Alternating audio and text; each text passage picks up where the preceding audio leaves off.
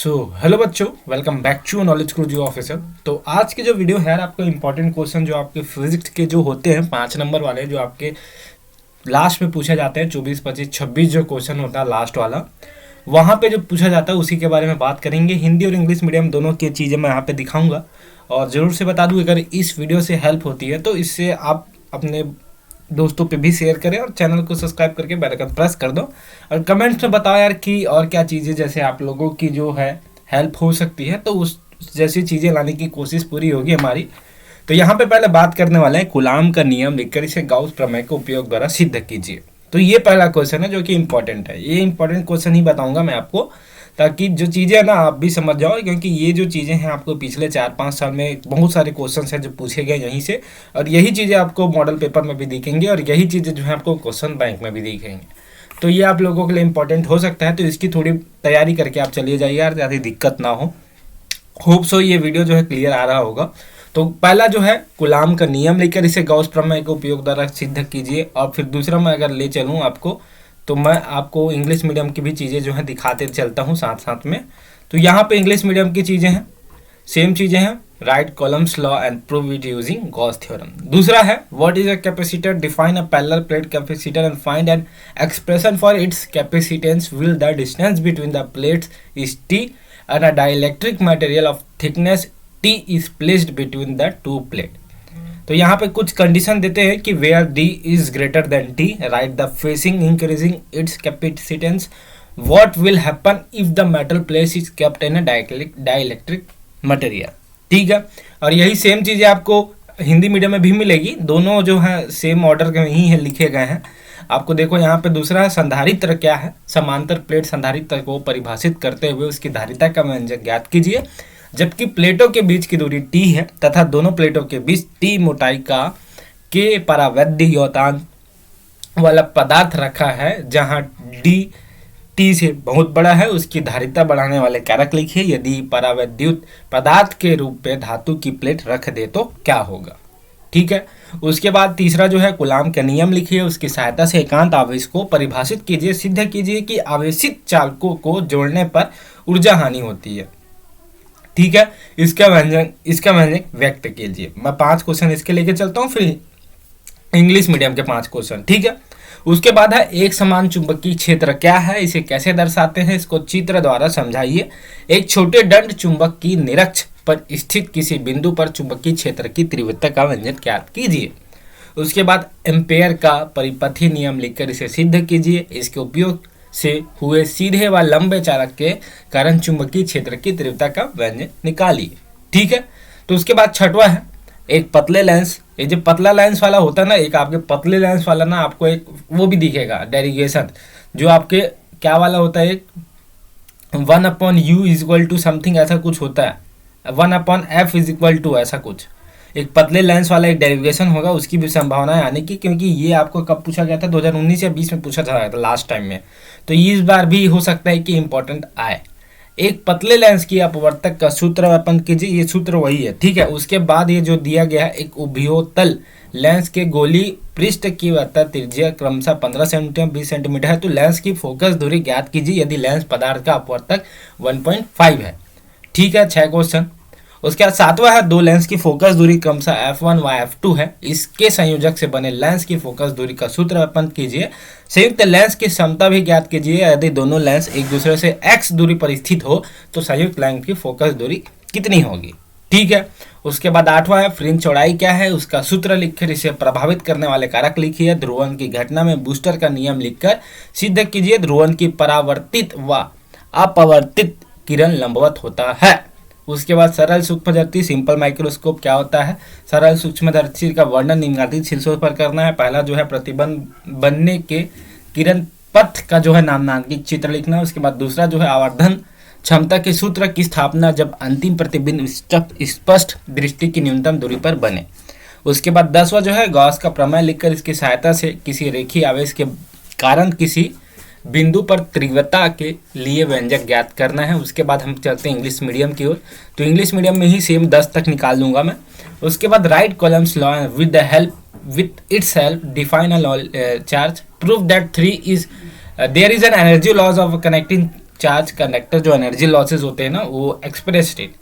उसके बाद चौथा है how to represent what is a uniform magnetic field, explain it with the help of diagram, find the expression for a magnetic field intensity at the point on a axis of a small bar magnet। तो on the point of axis बोला गया है, ठीक है। उसके बाद पांचवा है prove it by writing Ampere circuit law, derive an expression for the intensity of magnetic field due to the straight and long conductor using it। छठवा है derive the formula for refraction of a thin lens. जो thin lens वाला जो formula है वो एकदम कर लेना यार, क्योंकि चांसेस हैं इसके कि आने के, तो एक साथ आपके आ सकते हैं।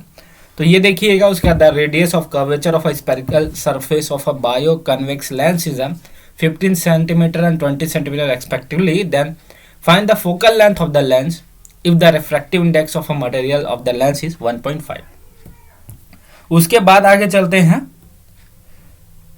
The focal length of a two lenses are f1 f2 respectively. Derive a formula for the focal length of a lens made of a combination of lens.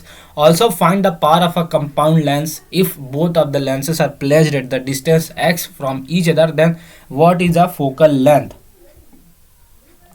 तो यहाँ पे आप इसको देख सकते हैं, ठीक है। उसके बाद हम यहाँ पे चलते हैं आठवां। अगर लिख रहे हो तो लिख लो और एक बार तैयारी कर लेना जरूर से, क्योंकि यही क्वेश्चंस आपके मॉडल पेपर आपके प्रीवियस ईयर में आए हुए हैं। तो आठवां चलते हैं जहां पे आपको बताया गया what is a fringe winds, right it's formula and right the factor affecting it, prove by writing the law of Brewster in a phenomena of polarisation. In polarisation the refracted and refracted rays are perpendicular, ठीक है। उसके बाद what is a simple microscope, describe the simple microscope objective under the following headings, label diagram of a ray, path of the formation of the restriction, establishment of the formula for the magnifying power when the final image is found at the minimum distance of distinct vision। उसके बाद है derive the expression for the intensity at a point due to a line charge with the help of Gauss theorem, ठीक है। उसके बाद 11वां है right Biot Savart law. ये बहुत इंपॉर्टेंट है, आपको पूछा गया Biot Savart law, Ampere circuital law. तो right Biot Savart law and define Ampere with its help, a conducting wire length L in which current of I ampere is flowing by turning it into find the value of its magnetic moment, ठीक है। 12वां आपका पूछा गया consider a bar magnet of a magnetic moment M and effective length L. It is folded vertically into a L shape at the 1/3 of the distance from one end. What will the magnetic moment of this converter magnet? उसके बाद 13 है find the expression for the intensity of axis of a circular coil. एक circular coil है, उस पर axis करना है with the help of Biot-Savart law. ये भी इंपॉर्टेंट है, मतलब पढ़ तो आपको सभी लेना है, लेकिन कुछ कुछ जो इंपॉर्टेंट है जो आने की संभावना है ना, जैसे कि कई बार होता है कि 2022 में आएगा 2023 में नहीं आएगा, ऐसा बोला जाता है, लेकिन ऐसा मुझे नहीं लगता, क्योंकि पिछले 5 साल के पेपर में आप देखना कि बहुत सारी चीज़ें हैं जो 2021 में भी आया तो 22 में भी पूछा गया। उसके बाद है find the intensity of a magnetic field round the toroid और सोलेनॉइड। ये दोनों इंपॉर्टेंट है, टोरॉइड और सोलेनॉइड। उसके बाद 15 है what do you understand by electric dipole, set up of expression for the intensity in a neutral position of an electric dipole, also tell its direction, ठीक है। फिर इधर चलते हैं 15 तक निकाल देते हैं इसको, जैसे 10 हो गया था। 11 बायो-सावर्ट का नियम लिखकर इसकी सहायता से एम्पियर को परिभाषित कीजिए। एल लंबाई के चालक तार जिसमें आई एम्पियर की धारा बह रही है उसको मोड़कर वृत्त का रूप में बदला गया तो उसे चुंबकीय आघूर्ण का मान ज्ञात कीजिए। 12 है एक दंड चुंबक को जिसका चुंबकीय आघूर्ण m है तथा प्रभावी लंबाई l है, इसे एक सिरे से 1/3 दूरी पर मोड़ L आकार में लंबवत मोड़ा जाता है। इस परिवर्तित चुंबक का चुंबकीय आघूर्ण कितना होगा? ये जो क्वेश्चन आप देख रहे हैं ये क्वेश्चन आप पढ़ भी चुके होंगे या फिर नहीं भी पढ़े होंगे। अगर एकाध क्वेश्चन बचा भी है तो उसको भी कर लेना, क्योंकि मुझे पता है ये सारी चीज़ें आपके पास हैं, आपके पास सारी चीज़ें होंगी, मॉडल पेपर होंगे प्रीवियस ईयर, तो ये क्वेश्चंस आपको मिले होंगे। तो अगर आपने नहीं पढ़ा तो एक बार रिवाइज जरूर कर लीजिए, और पढ़ा है तो एक बार अच्छे से इसको अच्छे कर ले, क्योंकि यहीं से ही आपके क्वेश्चंस मैक्सिमम चांस है कि ये फंसना, क्योंकि यही सब चीज़ें आती हैं आपके पेपर्स में, ठीक है। तो यहाँ पे 13वां है बायो-सावर्ट के नियम की सहायता से वृत्ताकार कुंडली के अक्ष का तीव्रता का व्यंजक ज्ञात कीजिए। 14 नंबर आपका एम्पियर का परिपथ नियम की सहायता से टोरॉइड के चुंबकीय क्षेत्र की तीव्रता ज्ञात कीजिए। 15 है विद्युत द्रविध्रुव से आप क्या समझते हैं, विद्युत द्रविध्रुव से निरक्षित स्थिति में तीव्रता का व्यंजक स्थापित कीजिए, इसकी दिशा भी बताइए। 16 है प्रकाशित तंतु क्या है, उसका उपयोग लिखिए। 60 डिग्री कोण वाले एक प्रिज्म द्वारा उत्पन्न न्यूनतम विचलन कोण 38 डिग्री है, तो प्रिज्म के पदार्थ का अपवर्तांक ज्ञात कीजिए। 17 है नामांकित किरण आरेख खींचकर कैसे ग्रेन दूरदर्शी की बनावट, आवर्धन क्षमता एवं विशेषताएं लिखिए। 18 है बायो सैवर्ट का नियम लिखकर। कुछ क्वेश्चन हो सकते हैं जो डबल रिपीट हो, तो एक बार देख लीजिएगा आप, ठीक है।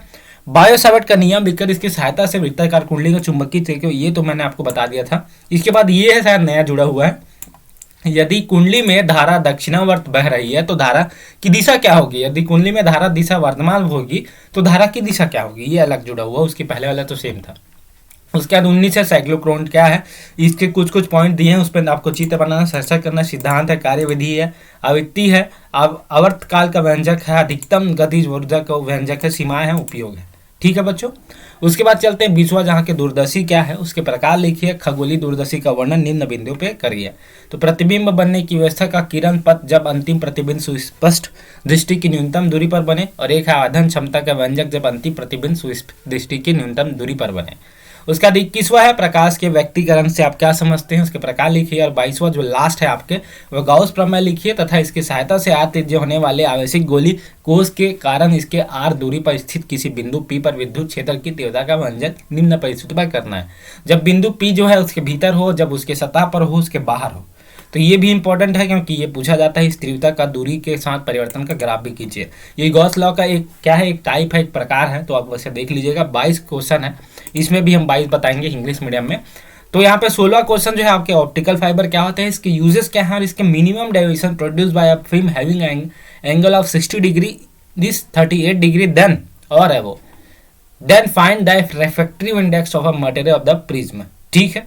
उसके बाद 17 जो क्वेश्चन है, by drawing a level ray diagram describe the construction magnification capacity and characteristic of green telescope, ठीक है। उसके बाद 18 है derive an expression for the intensity of a magnetic field at the centre of a circular coil by the help of bio Savart law, तो ये आप तो पहले भी बता दिया था। उसके बाद if the current in a coil is flowing clockwise और एंटी क्लॉकवाइज, तो उसका डायरेक्शन जब क्लॉकवाइज और एंटी क्लॉकवाइज हो तो क्या होगा उसका डायरेक्शन ऑफ करंट का, ये आपको यहाँ पे निकालना है।